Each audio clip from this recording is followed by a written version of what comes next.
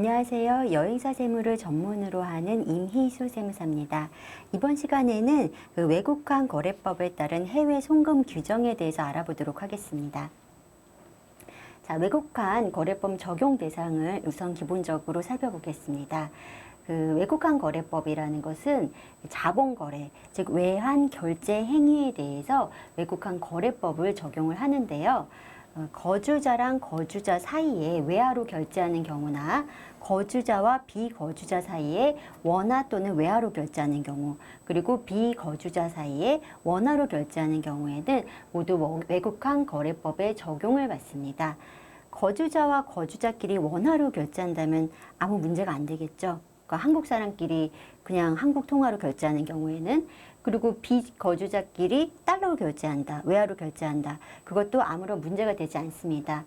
하지만은 거주자나 비거주자끼리 원화로 결제하거나 이러한 경우에는 모두 외국환 거래법에 적용을 받는데요. 외국환 거래법에 적용을 받는다라는 것은 외국환 업무 취급 기간을 통하지 않고 지급하거나 수령하는 경우에 이 문제가 될 수 있다라는 내용입니다. 그래서 여기서 거주자나 비거주자를 나누는 것은 단순히 우리나라 사람이냐 외국 사람이냐 이런 기준이 아닙니다. 세법에서는 184일 이상 국내 주소를 두고 있거나 생계를 같이 하면은 거주자라고 보고 있지만은 외국환 거래법은 그 기준은 조금 틀린 것 같습니다. 한 3개월 정도 되는 걸로 알고 있지만 어쨌든 간에 그 국내 주소를 둔 어떤 기준, 또 생계를 같이 하는 부양가족이 있냐 여부에 따라서 거주자와 비거주자를 나누는 것입니다. 따라서 비거주자는 한국인이 될 수도 있겠죠, 당연히. 그래서 그들끼리 거래할 때도 외화로 결제하거나 이런 경우에는 외국환 거래법에 적용이 되므로 우리가 주의해야 될 상황이 있습니다. 특히 여행사 같은 경우는 해외 송금을 굉장히 빈번하게 하기 때문에 우리가 이런 외화 송금할 때의 어떤 외국환 거래법을 조금이라도 우리가 기본적인 내용을 알고 있다면은 좀 도움이 될 것 같습니다. 이제 해외 송금 규정을 볼 텐데요. 국외 여행업, 그러니까 해외 여행업을 영위하는 여행사는 해외 송금이 굉장히 중요한 업무가 됩니다. 이 해외 송금은 외국환 거래법에 따라야 되는데, 외국환 거래법은 해외로 이제 우리 자본이 막 빠져나가거나 세금을 탈루한다거나 불법적인 자금이 이제 이탈될 수 있기 때문에 이런 것을 감독하기 위해서 존재합니다. 그래서 의심스러운 해외 거래가 있다면은 이 금융정보분석원에 해당 내역이 통보될 수 있습니다. 이 규정을 좀 보면요. 건당 5,000불 이하 금액은 우리가 제약 없이 그냥 송금이 가능합니다. 그리고 연간 5만 불 한도 내에서는 우리 거래하는 외국환 은행을 지정한 이후에는 증빙서류 없이 송금이 가능합니다. 외국환 은행이라는 것은 그냥 외국환을 취급하는 은행입니다. 은행에서 이런 외국환을 송금할 수 있는 은행을 외국환 은행이라고 하고요. 외국환 은행을 지정한 이후에는 증빙서류 없이 송금할 수 있다라고 되어 있고요.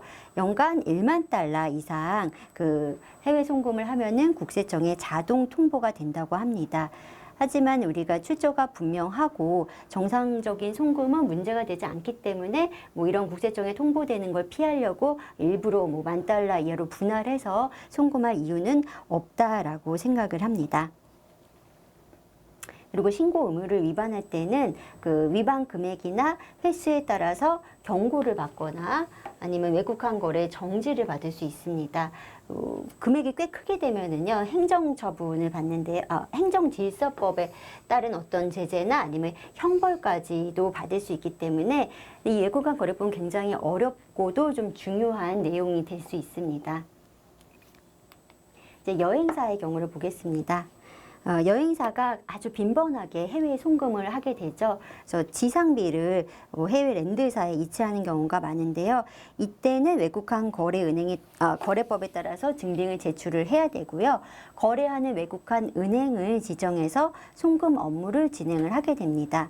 여행사가 현지 여행사에 송금할 때는 건당 인보이스를 외국환 은행에 제출합니다. 팩스나 스캔으로 제출을 하고 이 인보이스 상의 금액하고 해외 송금하는 금액에 일치를 해야겠죠. 그리고 그런 송금자 정보나 송금받는 현지 업체 정보 등이 모두 다 일치를 해야 될 것입니다.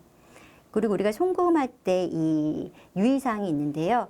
여행사가 이 지상비를 해외로 송금할 때 환율 문제가 있기 때문에 사실 환율이 굉장히 민감하죠. 환율에 따라서 그 마이너스 수익을 볼 수도 있기 때문에 이 환율 문제 때문에 그 현지 랜드사 대표의 국내 계좌로 입금하는 경우가 환칙이라고 하죠. 이런 경우들이 있는데요. 환차 이익으로 이제 여행사들이 피해를 보는 게 두려워가지고 현지 업체 대표자의 계좌로 그 국내 계좌로 송금을 하고 또 그 대표자가 현지에서 자기의 뭐 직불카드 같은 걸로 인출을 한다든지 그러한 경우가 있는데요. 그거 굉장히 주의를 해야 됩니다. 이거 외국환 거래법에 이제 위반되는 사항이고요. 국내 계좌로 그런 금액이 막 쌓이다 보면은 그 금액이 꽤 클 수 있어요. 실제로 외국에서 뭐 파리의 뭐 입장권 티켓을 하는 가이드가 그 입장권 티켓에 관련해서 국내 계좌로 그 금액을 엄청 받은 거예요. 받아가지고 이제 자기가 이제 송금 수수료 드니까 거기서 직접 인출을 했었는데 이게 세무조사가 나온 경우가 있습니다.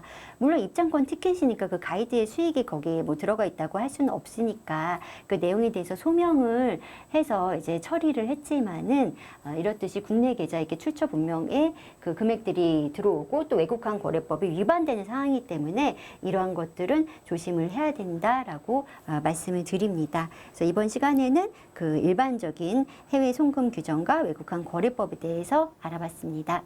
감사합니다.